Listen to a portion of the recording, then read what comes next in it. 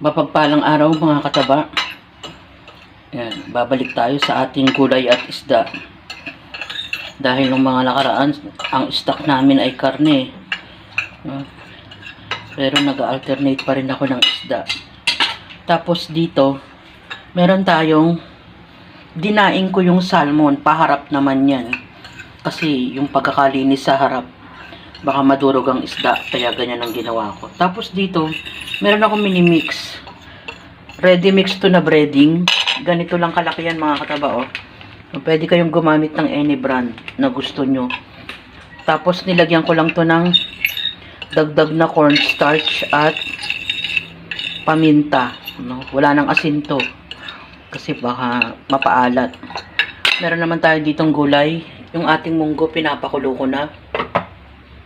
At yung sahog ng ating munggo. Yan. Dahon ng sili. Pwedeng gumamit ng any klase ng gulay. Kung meron sa tabi-tabi, pwedeng malunggay. Isang pirasong siling green. Pangsahog na pork.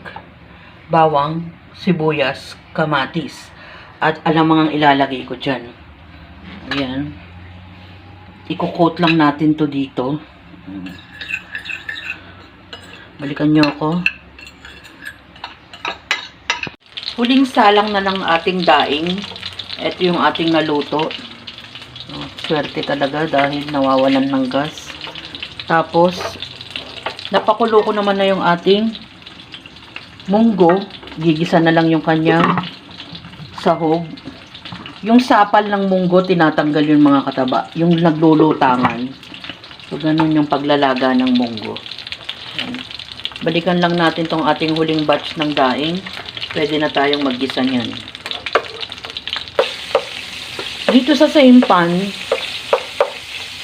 dito na rin ako maggigisa. Tinanggal ko lang yung ating excess na isda. Yung mga maliliit. Lagay ko na yung pork, bawang, sibuyas.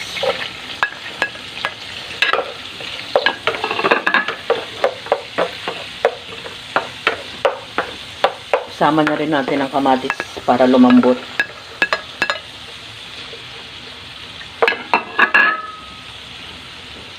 Balikan natin. Pinipress ko yung ating kamatis. Maglagay na tayo ng pampalasa. MSG or Ajinomoto. Alamang. Nakagisa kasi itong alamang ko. Pero pwedeng gamitin to. Haluin natin.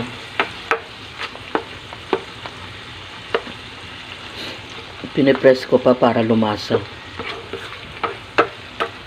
Pwede na natin itong ihalo sa ating pinakulong munggo. Nilagay ko na yung ating ginisa at yung gulay na dahon ng sili kasama ng isang pirasong siling green. Tinikman ko siya, masarap na siya. Kung gusto niyo magdagdag ng sabaw at malapot, depende sa inyo mga kataba. Pwedeng malapot, pwede namang medyo may konting sabaw. Depende sa ating nagluluto. Ayan. Anuhin na lang yan. Konting pakulo at pwede nang iserve. Yung isda na salmon, ginawa ko naman siyang daing at nilagyan ko siya ng breading mix. Hinaluan ko rin ng cornstarch. Malutong siya mga kataba para hindi naman natin basta piniprito lang ang ating isdang salmon. At yun namang ating munggo, kapares ng ating isda. Ibang klase naman ng gulay ang inilagay natin dyan. Naglagay ako ng dahon ng sili. Pwede kayong maglagay ng gusto nyong gulay. O kung meron sa tabi-tabi mga kataba, ang malunggay. Simpleng pagigisa din ang ating munggo. Yan ang magkapares ang ating daing na salmon at munggo. Enjoy, kumain at maging masaya. Ano man ang dumarating sa atin mga kataba, mapatrials man o kung anumang biyayang ating natatanggap, dapat pa rin tayo magpasalamat. Salamat sa panunood at bye! Ingat mga kataba!